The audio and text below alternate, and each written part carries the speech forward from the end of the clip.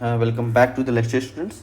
Last lecture में हमने spring system की बात की थी, एक डिटेल डिस्क्रिप्शन लिया था स्प्रिंग सिस्टम का, जिसमें हमने उसके वेलोसिटी, उसके डिफरेंट डिफरेंट पॉइंट्स पे वेलोसिटी सभी चीज़ फाइंड आउट की थी।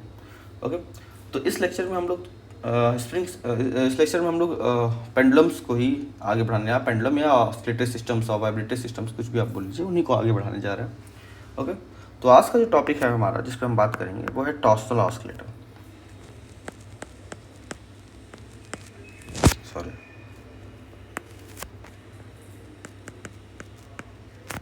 Torsional oscillator.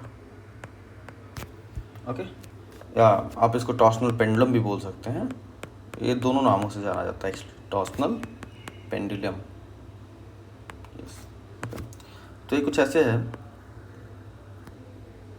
यहाँ पे एक ओके मिनट ओके, तो यहाँ पे एक इस तरह से का ऑब्जेक्ट होगा आपके पास।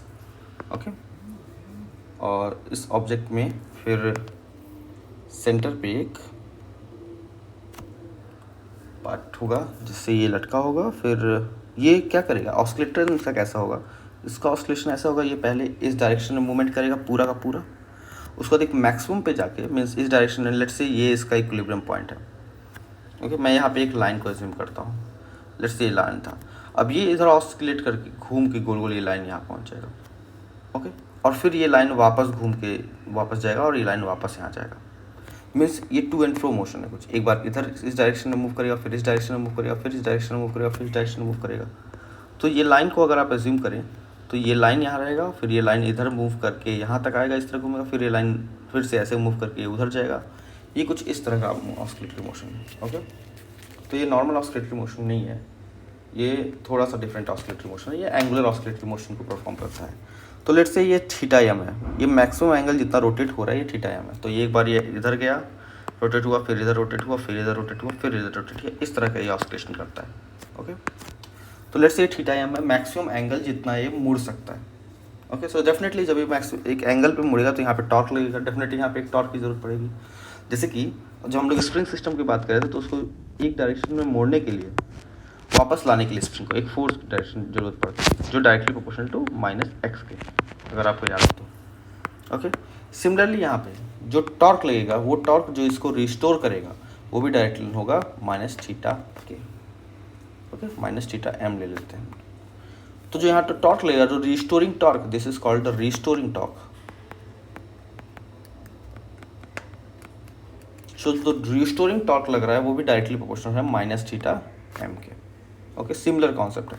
वहाँ पे क्रोनोलॉजी आप यहीं से लीजिए, यहाँ पे फोर्स का इस्तेमाल हो रहा है, यहाँ पे टॉर्क का इस्तेमाल हो रहा है, यहाँ पे डिस्प्लेसमेंट का, यहाँ एंगुलर डिस्प्लेसमेंट का इस्तेमाल हो रहा है। तो यहाँ पे भी अगर मैं इस थीटा एम को कांस्टेंट को रिमूव करता हूँ तो टाई इज इक्वल टू आ जाएगा -k θ m। ओके, के क्या है, के इसको स्प्रिंग के सिस्टम में के को स्प्रिंग कांस्टेंट कहा जाता था, इसको टॉर्सनल कांस्टेंट कहा जाएगा, torsional constant. Okay, torsional constant. Okay, अब सिमिलर कंडीशन बिल्कुल है, जैसे f इज इक्वल टू, मैंने यहाँ पे क्या किया था, -kx, यहाँ पे f tau is equal to -km theta m हो गया, वहाँ पे f is equal to ma mass into acceleration. यहाँ पे क्या हो जाता है, यहाँ एंगुलर कंडीशन में टाउ होता है moment of inertia into angular acceleration. Okay, moment of inertia into angular acceleration, और इसको और भी तरीके डिफाइन करते हैं, I d2 theta by dt square. ये हो गया आपको टोटल डेफिनेशन ऑफ टॉर्क का। Okay, yes, total definition of torque हो गया ये। ओके, अभी हम आगे अगर बढ़ें तो ये कुछ इस तरह से काम करेगा, सिमिलर कॉन्सेप्ट लेके हम लोग चलेंगे।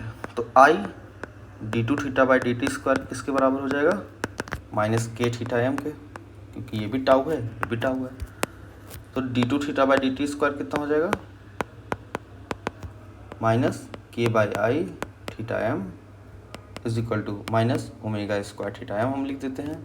तो इक्वेशन हमारा कैसा बनेगा, जहाँ ओमेगा की वैल्यू है √k/i। इक्वेशन हमारा कैसा बनेगा, d2 theta by dt square plus omega square theta m is equal to 0। Okay, ये डिफरेंशियल इक्वेशन हमारा बना है टॉर्सनल पेंडुलम के लिए। इस बात को याद रखिएगा, सारी क्रोनोलॉजीज हम लोग लीनियर, बिल्कुल सेम प्रोसेस, बिल्कुल लीनियर जैसा है, कोई डिफरेंस नहीं दोनों में। ओके, बस टर्म्स का डिफरेंस है, जैसे फोर्स टॉर्क से चेंज होता है, मास मोमेंट ऑफ इनर्शिया से चेंज होता है, एक्सेलरेशन एंगुलर एक्सेलरेशन से चेंज होता है, बस इतना ही डिफरेंस है, उससे ज़्यादा कोई डिफरेंस यहाँ पे नहीं है। Okay, this implies. अच्छा, तो इसका सोल्यूशन क्या होगा? इस सिस्टम का जो सोल्यूशन होगा वो हो जाएगा आपका theta is equal to theta M cos omega T plus five, बिल्कुल सिमिलर स्प्रिंग सिस्टम की तरह जिससे पहले हमने बात की है। ओके, यहाँ पे ओमेगा की वैल्यू हमने क्या डिफाइन की है? ओमेगा की वैल्यू रूट के बाई आई, जिसकी वैल्यू 2 पाई न्यू होती है या 2 पाई टी होती है, कुछ भी बोल लीजिए। दिस इम्प्लाइज न्यू कितना हो जाएगा? न्यू हो जाएगा 1/2 पाई रूट के बाई आई, एंड टी कितना हो जाएगा? 2 पाई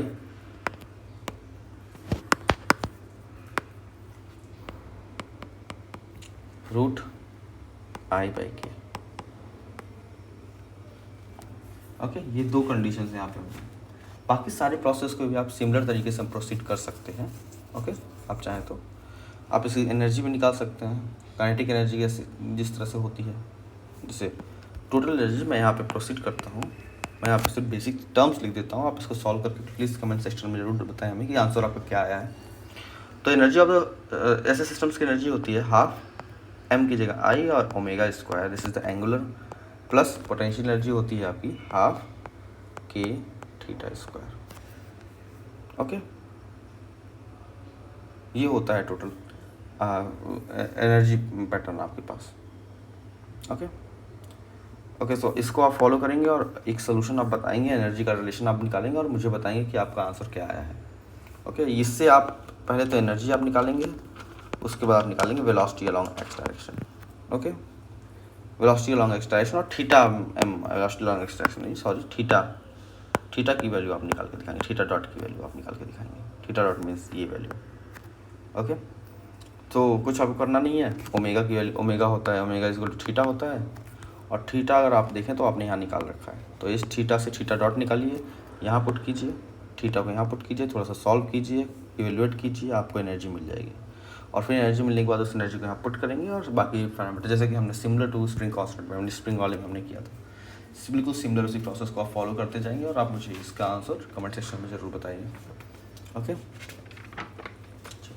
तो टोटल एनर्जी आपका निकल जाएगा और वेलोसिटी भी आपकी निकल जाएगी कि थीटा के किसी भी थीटा पे वेलोसिटी कितनी होगी। ओके, तो आज के लेक्चर के लिए इतना ही। नेक्स्ट लेक्चर में हम लोग आगे बात करेंगे, अगले लेक्चर में हम लोग बात करेंगे सिंपल पेंडुलम की। ओके, और अगर आपको मेरा वीडियो पसंद आया हो तो please like and subscribe my channel, और अगर कोई भी क्वेश्चन इस लेक्चर से रिलेटेड हो तो प्लीज़ कमेंट सेक्शन में ज़रूर डालें। Thank you so much.